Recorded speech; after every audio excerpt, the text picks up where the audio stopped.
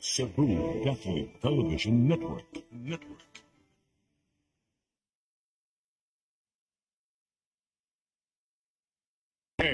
Ano ngayon? Mga napapanahong isyo, himay-himayin, bubusisiin. Magkaibang opinyon, titimbangin. Dito lang sa Ano Ngayon? Kasama ang bagong paborito niyong tandem, Ninyo Bonito at Chongke Benz. Ano ngayon?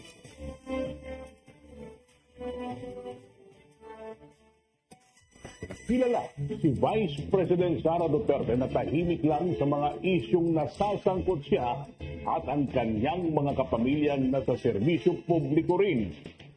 Ngunit nitong alisan siya ng security personnel ni Police General Romel Marbel at kung ano-ano pa ang pahayag ng PNP chief sa 3 interview sa kanya ng media.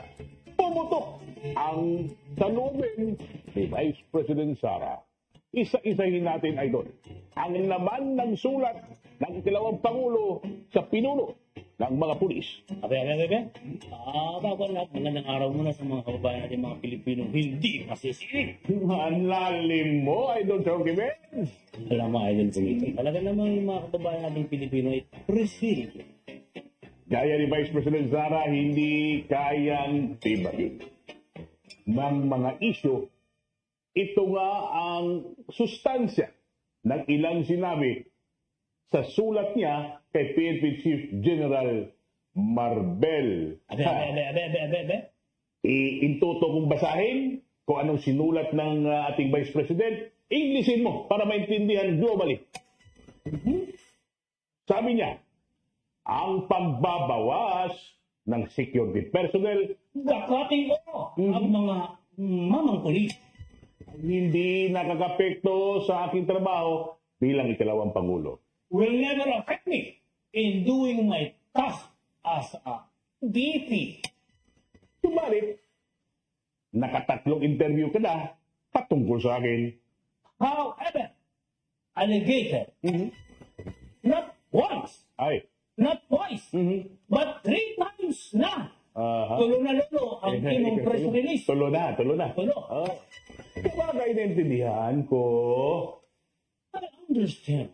Dahil natural naman sa mga nagsisinungaling It's not that natural to the liars na magkaroon ng sari-sari kwento. to sell sari-sari store of reasons in fake news. Kaya kinalaman ng sari-sari store. Labo-labo. Ay, labo-labo. Okay.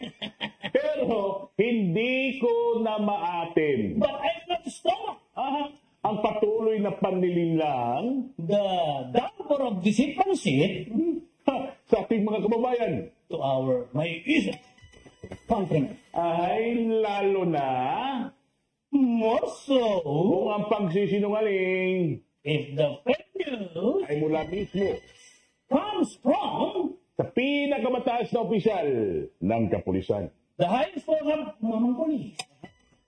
Ang Vice Presidential Protection Division ay sadyang ginawa ng NAPOLCOM para hindi pakialaman ng mga tulad mo ang security ko. In other words, huwag ka nga dyan. Mga ano ka eh. We requested the Office of the Vice President for possible pull-out of 75 personnel. Hiniling namin hahablutin ang 75 mga pulis makikisip. Sabi ni Vice President Sara, walang request na nangyari. This was no request. Pero hindi kami nagipagtalo dahil ikaw naman ang batas, di ba? We did not argue because you think you're the law. Nagkaloko-loko ka tuloy. Ito ay doon, seryosong isyo. Okay. Sabi ni Vice President Sara, may magsusong pagpapalabas ng video footage nung ako'y nasa naiya. Hindi baling ako, ngunit naisa publiko ang video ng aking asawa at 2 minor de edad na mga anak. There is malicious uploading of the video of my husband and 2 minor children. And Senator Risa, who claims to be the champion of child protection, said be angry to the enemy. Seryoso doon. Kasi siya nga yung nagpo-protect sa mga bata, minor yung i-expose eh. Bagay. Hindi naman siguro yun. Ito, too much na over pa sa pagkaseryoso. Mas na over Sabi pa, ni Vice President Inday, may operatiba ng PNP na nagtungo sa lugar kung saan ako nakatira para mag-casing. Pilit na inalam kung saan ako nakatira. Idol. Easy. Baka Baka naman gusto lang ng mga pulis na mag-selfie sa Inday. para makita rin ang kanilang makikinis na putis. Agoy, sabi ni Vice President Inday Sara, nagtira ka pa ng 45 tauhan na ikaw ang pumili. Tandaan mo, pagdating sa seguridad ng aking pamilya, ako ang makapagsabi kung sino ang karapat-dapat at hindi ikaw.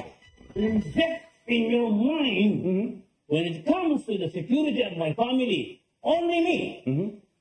No one else. But only me to tell who deserves to serve. Not you, Tamuho. About your English is very handsome, ha? Ang kailangan ng PNP ay chief na makabagong mag-isip. What the PNP needs is a chief. C-H-I-E-F. Yun ang spelling, ha? Oh, yun ang chief. Not C-H-E-A-P. Mura.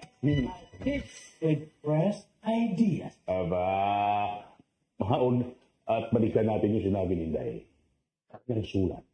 Para mabigyan ng solusyon ang issue ng peace and order.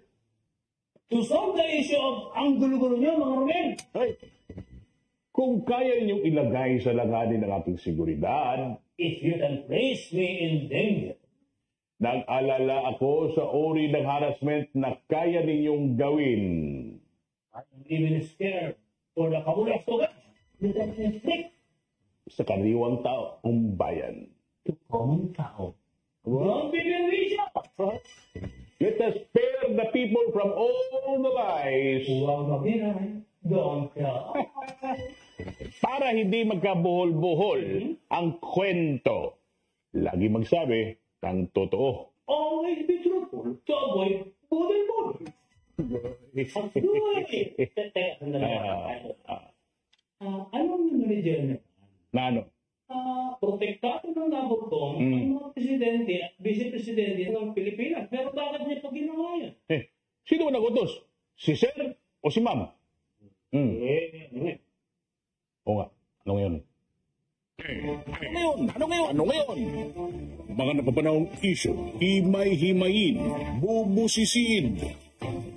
Magkaibang opinyon, titimbangin. Dito lang sa Ano Ngayon? Kasama ang bagong paborito niyong tandem, Ninyo Bonito at Chongke Benz. Ano ngayon?